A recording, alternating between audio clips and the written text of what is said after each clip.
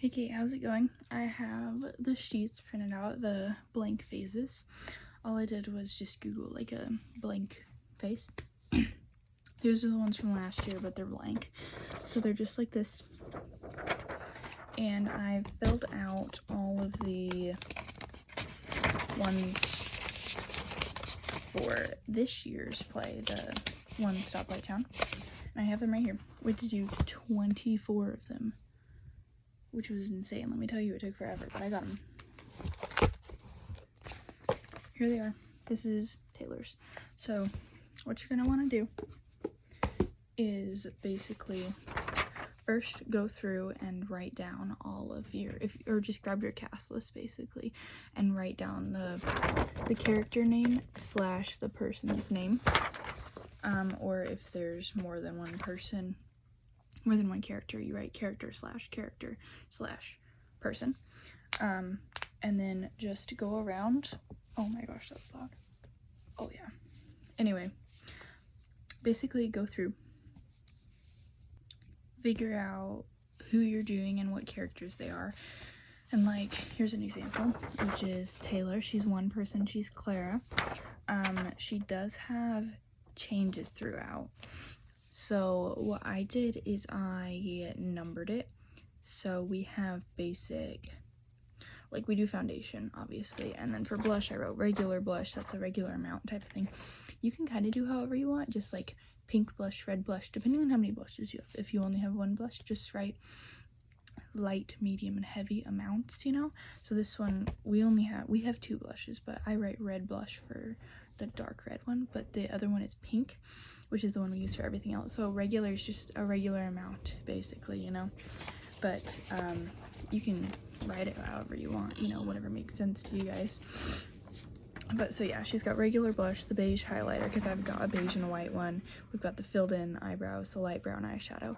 So for everyone, I have light brown, medium brown, and dark brown eyeshadow depending on their skin tone, how old they need to be, how much makeup I want them to have, all that stuff. So Clara, she's an old person, so I just gave her light brown, just to add a little dimension to the eyes, because I don't do eyeliner, so I do eyeshadow and mascara, but only if they're blonde do I do mascara. So Taylor would do mascara, but she's having a wig. Oh, so for hair, there's this blank space up here. I write their name and then I write what I do for their hair. She just has a wig, so I'm using wig.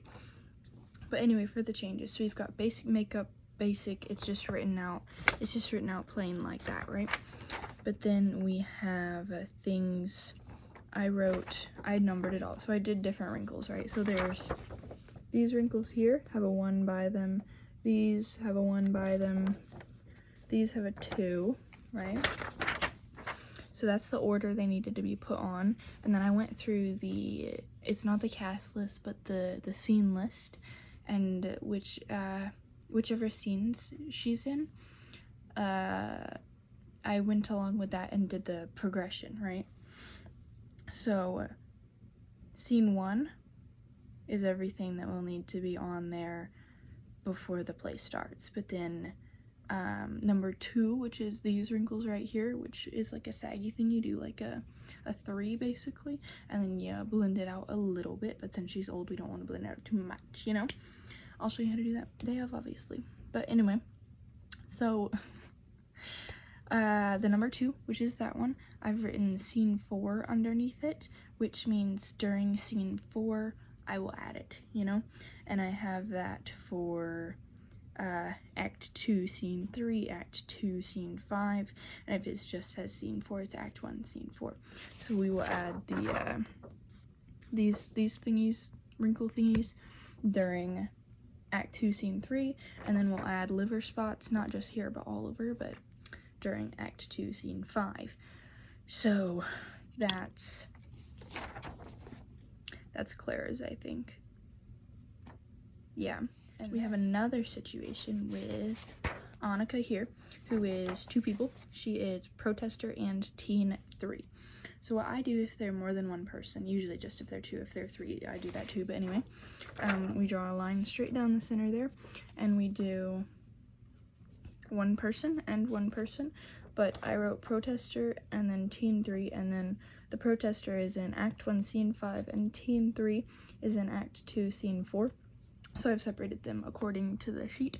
And then the hair, I have low pony with hat for her protester, and then pigtails for the teen. So they are split off into that, and then their hair is respective to their sides.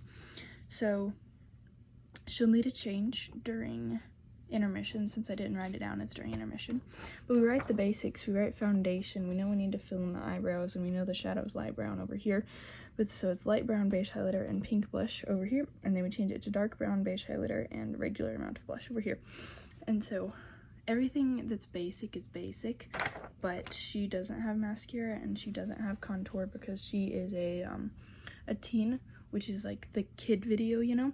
So she's a teen pretending to be a kid, so we're not giving her any contour, because contour, it kind of makes you look older, more defined, and if she's playing a kid, I don't want to do that.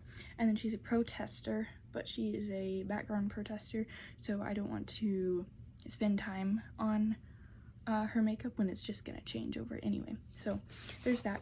And I mean, you can separate it any way you want. You can write on the back even with instructions, but I don't do that. I just tell y'all in person. But if you're busy doing lights and junk, you may want to write instructions on the back, just so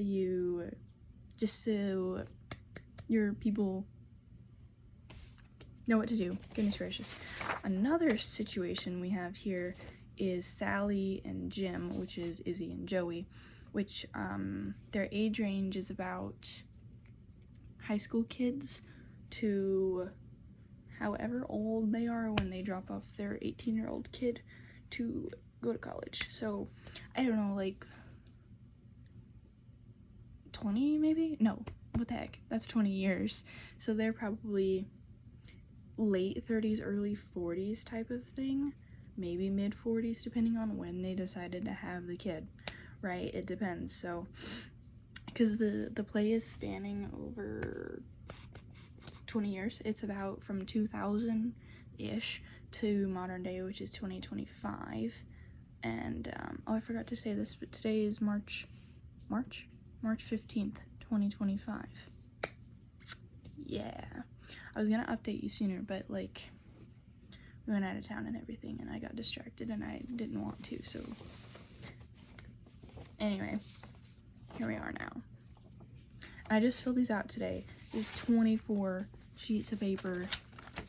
Oh, and no, I'll get to that later. But man, it took forever. I started it like 2 days ago, and I only got a quarter of the way through. And man, it took forever. Set aside some time for this. Like, anyway, back to Sally / Izzy.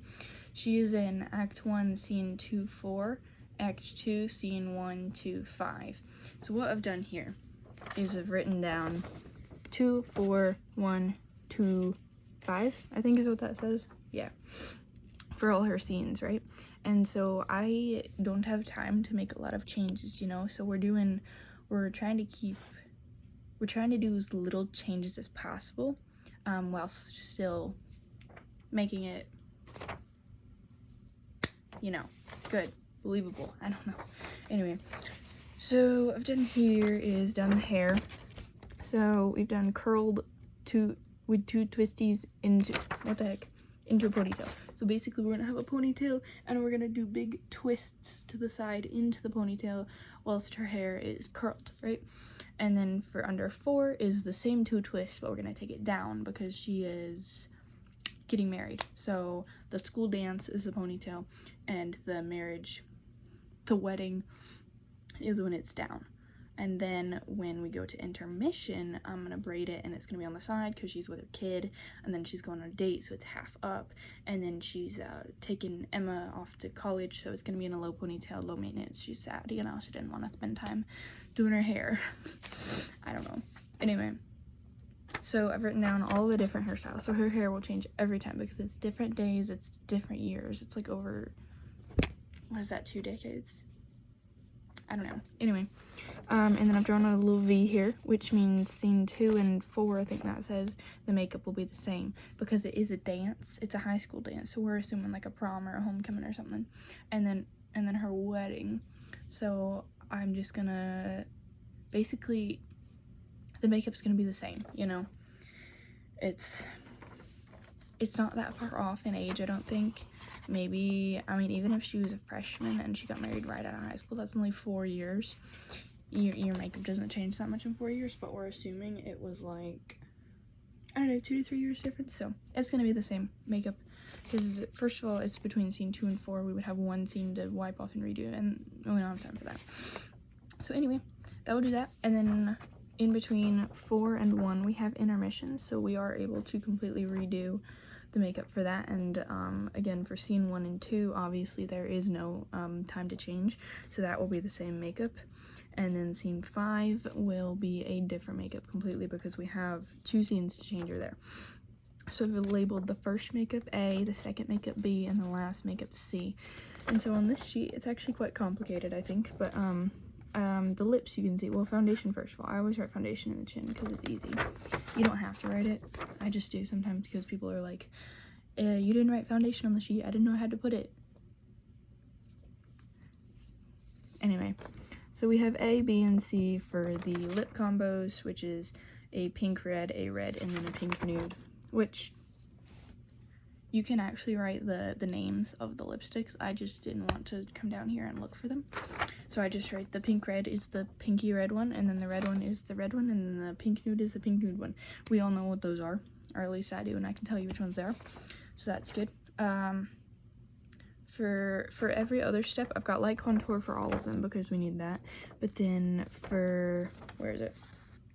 So there's the blush. We've got pink for A and dark for C, I think, yeah. And then all 3 different eyeshadows here. We've got A is sparkly, B is brown, and C is pink. C is complicated because she's crying the whole time, right? She's all sad that her child is going off to college and they're dropping her off. It's not like they're going in to help her move in or anything. They're dropping her off and they're not going to see her for a bit. So, we've got the crying makeup. We're gonna add some glitter right around here because you can do lip gloss, but I don't know if she's wearing contacts or not, and I don't want to. If your hair gets in your gloss, it'll get on your glasses. I don't know if she's gonna do contacts instead, so I'm just doing glitter, not the gloss. If you have long hair and if you have glasses, I wouldn't recommend doing lip gloss on anyone, because if your hair gets in your lip gloss, it will streak, and you can't get that off without like the glasses, like the spray cleaner stuff, and you won't have access to that. So I would just recommend not doing gloss if you have glasses on your people, right? Unless their hair is fully out of their way. Like if you have this and it won't reach it, that's fine. And if you have this tied up, that's fine. You can do that, right? But anyway, so I'm just doing glitter like around here, so make it look like she was crying. And then I have C blush right under the eyes to make it look like she's crying, and then the pink eyeshadow, and then we've got blush on the nose as well as here. She's gonna be blushed up, you know, and then her lips will be a pinkish nude, you know. She's not looking like she's wearing makeup, right? I don't think I have any highlighter. Yeah, I may do some highlighter, but it's not like, you don't have to, because she didn't spend time on her makeup. She's not dressing up to take her kid off, which is why we just have a low ponytail. We have the crying makeup, which is we do that for Joey too. We have his normal hair first of all, because he has short hair. We have no hair changes. He's in Act 1, Scene 246, Act 2, Scene 25. So 2-4 is the same, which is A, 6 is B, 2 is C, and 5 is D, because he has changes throughout, right? So for A, it's basic, you know. We've got the blush, the nude lipstick, the highlighter, all that. For B, we are giving him some ginormous, comically large eye bags because he has a newborn baby. He's driving the stroller around and all that. For C, which is intermission, we're wiping off the eye bags and, you know, touch up that foundation, maybe the highlighter, depending on how large we go. And then for 5, for D, we are adding wrinkles here and here. So for wrinkles, let me find Clara. Okay, for Clara and Melvin, for Taylor and Luke, we are doing a wrinkle progression. So when you get old, the first wrinkles you get are the crow's feet, which is the 3 lines. It's like the comic eyelashes, and then the laugh lines, which is a little one, and then a big one. The big one, it goes off your nose actually and go here, so you can like, yeah, right there when you smile. And then the next thing that goes is your neck is gonna get saggy. So what we do for that is we draw a 3 basically, and you blend it a little bit, mainly up, a little to the side, but we don't want to like smear that 3, right? And then the next thing is like liver spots basically, and this thing your skin is gonna like go in, so you can like draw reverse contour, which is, this is contour, you're gonna do a circle instead, and you're gonna blend it down, and you're gonna add a little yellow to it basically to liver up your skin, you know. That didn't make sense, but you get it. And the liver spots are like those dark purple, dark red spots. So what you do is you do this round eyeshadow brush, and you take eyeshadow, you take the dark purple, you take the dark red, and you take the dark green sometimes, and you blot it on like in one spot, and it's all around like the side, like your forehead, your nose. You can do a few here, you know, you can Google pictures of old people and copy that, and that's that. So once you have your stack of people, you need to go through and make sure you have all the products. I actually went out today and bought a whole bunch of products, which I'll show you in a moment, but, or maybe not, we'll see what happens. Yeah, go through, make a list of the products, because I had to buy some sponges, some gray hairspray for Melvin, Luke, old people hair, because we have a wig for Taylor, but we didn't have a wig for Luke, and he doesn't want a wig. He wanted a bald patch, but no, absolutely not. So we're doing some hairspray that I bought, and we got some other stuff like a headband and whatever. I don't think I actually need any products. Oh, I needed makeup wipes, but that's it. So yeah, go through, make sure you have everything for the makeup and the hair, and any products, any curling irons, wigs. Yeah, the school actually has a kind of okay selection of wigs, so look through there. And then I got my notebook. What did I do in here? Okay, so what we did was we wrote down all of the changes. Oh, I made a list of questions to ask Miss Larson and Miss Tori about the things I needed to know before I did the makeup. So like, I asked how old are Trish and Barb? Do we need wigs for Clara and Melvin? Can we do the wedding and dance makeup the same for Sally? How old is Casey? Do we want face paint or symbols for the protesters? That was a no. Do we want full glam for Odessa? Which was a no. We want heavy but not full, since it's the parade, not the competition. Do the teens need to look like kids? Yeah, sorta. How old are Polly and Flash? 50 and 30. Do we need Anya a wig since she's 2 people? The answer was yes. One of those people, not the other person, because she wanted to wear a wig, so I was like, ah, why not? It's a cute wig. It's like pink. I love it. Anyway, and today I've done the changes. We wrote, it says changes here, and then intermission, and we wrote all the names of the actual people who need to be changed, and then if they need a makeup or a hair or both change. So we've done all those, and then I did Anya a wig here because she can do that one herself, so I just need to tell her to do it then and not any other time. But yeah, we have makeup and hair, and then all the characters that need to be changed, or the actors that need to be changed. Then the next section, we have Luke/Taylor. They need a change during Act 1, Scene 4, intermission, Act 2, Scene 4. And then Odessa, Act 2, Scene 2, for makeup and hair. And then Izzy, intermission, Act 2, Scene 3. Joey, Act 1, Scene 5, intermission, Act 2, Scene 3. So he's quite a bit changes. So we've done that, and I've wrote it out in a big long list form here, so I can first...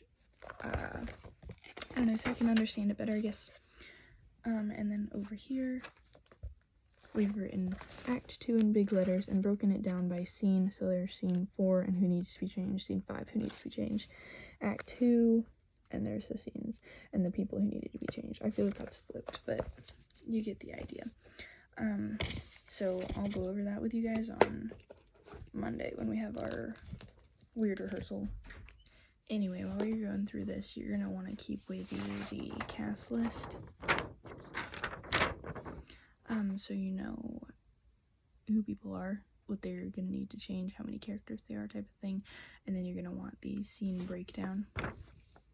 Mine was a picture I printed off, but that's gonna help you know how many scenes they're in and how to organize the changes, which a lot of them can be done during intermission, thank goodness. And this year we are having a little helper. We're having a 6th or 7th grader, I think. Since she's so young, I'm not gonna have her do a full person yet because I'm not sure completely what she's capable of, but I'm gonna talk with her and see how comfortable she is. If she's real comfortable, I'm gonna have her help out with some of the better things like blush and highlighter. Those are pretty easy to do, right? Some of the hairstyles, if she's more comfortable with that, because I don't want her to feel like she's not helping, but I don't want to put a whole bunch of pressure on her when she's so young, right? And we need to be able to do these people in under 3 minutes, and you know, she's young. I don't want to force her to do anything. I could give her one full person to do throughout the entire time, but I feel like, I don't know, I will have her help me out backstage with a lot of the changes, since I know you and Izzy can't because you're on lights and she's on stage a majority of the time. So I'll have her helping me, so hopefully she can gather more experience, and next year she'll be able to help you out more. So yeah, make sure you have those papers with you when you're there.